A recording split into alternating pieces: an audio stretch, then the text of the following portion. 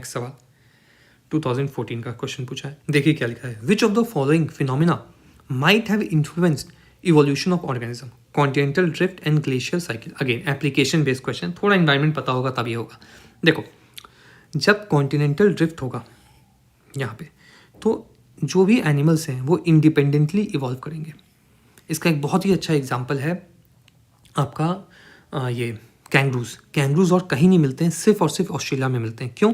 क्योंकि वहाँ पे जो जब ऑस्ट्रेलिया सेपरेट हुआ तो आइसोलेट हो गया तो जेनेटिक डाइवर्सिटी वहाँ पे अलग तरीके से थी, इंटरमिक्सिंग नहीं हुई, तो इसलिए मार्सुपियल मैमल्स ऑस्ट्रेलिया में आपको देखने को मिलते हैं। ठीक है, एक तो ये है, यहाँ लिखा हुआ है सब कुछ, मैं थोड़ा थोड़ा बता रहा हूँ आपको, रीड करना है इसको। ठीक है, फिर क्या है glacier cycle. Again glacier cycle से आइसोलेशन होगा तो जेनेटिक डाइवर्जेंस आएगा, जेनेटिक डाइवर्जेंस आएगा तो इवोल्यूशन ऑफ ऑर्गेनिज्म अलग अलग तरीके से होगा।